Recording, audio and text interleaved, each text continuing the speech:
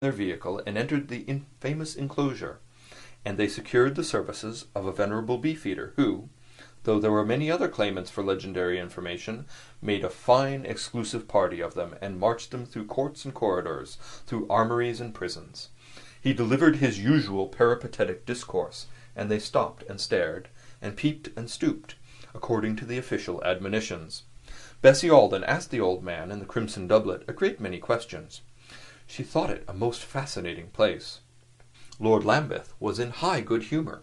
He was constantly laughing. He enjoyed what he would have called the lark. Willie Woodley kept looking at the ceilings and tapping the walls with the knuckle of a pearl-grey glove, and Mrs. Westgate, asking at frequent intervals to be allowed to sit down and wait till they came back, was as frequently informed that they would never come back. To a great many of Bessie's questions, chiefly on collateral points of English history, the ancient warder was naturally unable to reply, whereupon she always appealed to Lord Lambeth. But his lordship was very ignorant. He declared that he knew nothing about that sort of thing, and he seemed greatly diverted at being treated as an authority. "You can't expect everyone to know as much as you," he said. "I should expect you to know a great deal more," declared Bessie Alden.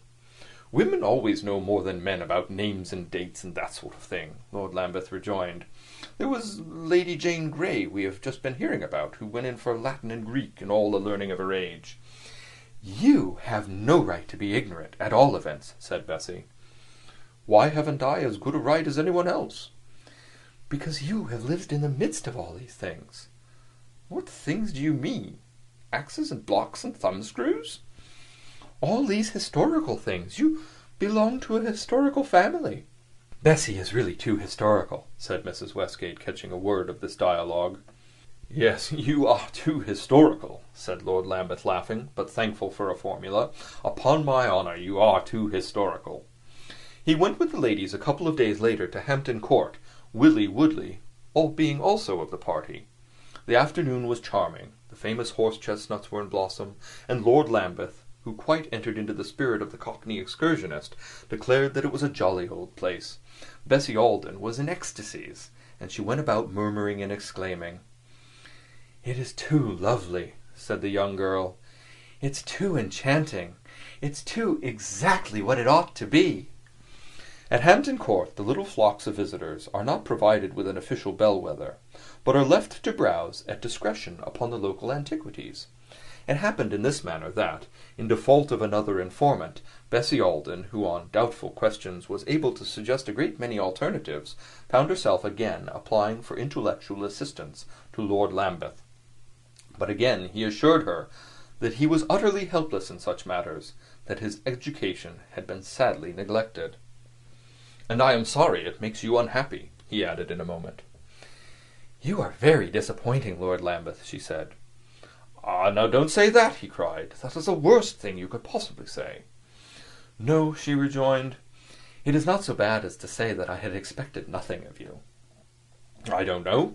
Give me a notion of the sort of thing you expected." "Well," said Bessie Alden, "that you would be more what I should like to be, what I should try to be in your place." "Ah, my place!" exclaimed Lord Lambeth. "You're always talking about my place."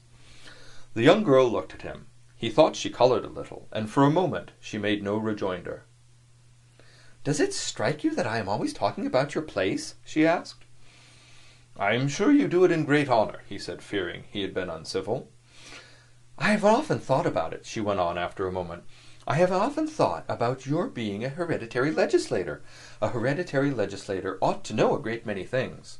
"Not if he doesn't legislate." "But you do legislate. It's absurd your saying you don't. You're very much looked up to here. I am assured of that." "I don't know that I ever noticed it." "It's because you're used to it, then. You ought to fill the place." "How do you mean, fill it?" asked Lord Lambeth.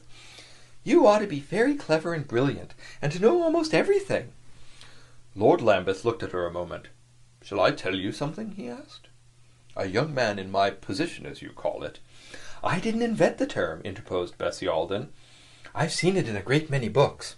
"Hang it! You're always at your books. A fellow in my position, then, does very well whatever he does. That's about what I mean to say." "Well, if your own people are content with you," said Bessie Alden, laughing, "it is not for me to complain." But I shall always think that, properly, you should have been a great mind, a great character." "Ah, that's very theoretic," Lord Lambeth declared. "Depend upon it, that's Yankee prejudice." "Happy the country," said Bessie Alden, "where even people's prejudices are so elevated." "Well, after all," observed Lord Lambeth, "I don't know that I am such a fool as you are trying to make me out." "I said nothing so rude as that, but I must repeat that you are disappointing." "My dear Miss Alden," exclaimed the young man, "I am the best fellow in the world." "Ah, if it were not for that," said Bessie Alden with a smile. Mrs. Westgate had a good many more friends in London than she pretended, and before long she had renewed acquaintance with most of them. Their hospitality was extreme, so that, one thing leading to another, she began, as the phrase is, to go out. Bessie Alden, in this way, saw something of what she found it a great satisfaction to call to herself English society. She went to balls and danced. She went to dinners and talked. She went to concerts and listened. At concerts, Bessie always listened. She went to exhibitions and wondered. Her enjoyment was keen and her curiosity insatiable, and, grateful in general for all her opportunities, she especially prized the privilege of meeting certain celebrated persons, authors and artists, philosophers and statesmen, of whose renown she had been a humble and distant beholder, and who now, as part of the habitual furniture of London drawing-rooms, struck her as stars fallen from the firmament and become palpable, revealing also sometimes, on contact, qualities not to have been predicted of sidereal bodies.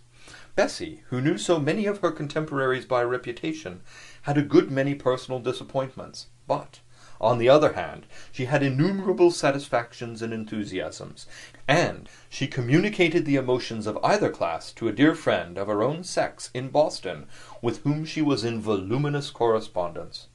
Some of her reflections, indeed, she attempted to impart to Lord Lambeth, who came almost every day to Jones's Hotel, and with whom Mrs. Westgate admitted to be really devoted.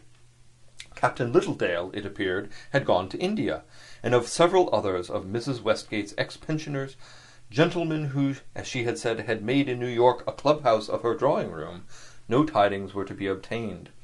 But Lord Lambeth was certainly attentive enough to make up for the accidental absences, the short memories, all the other irregularities of everyone else.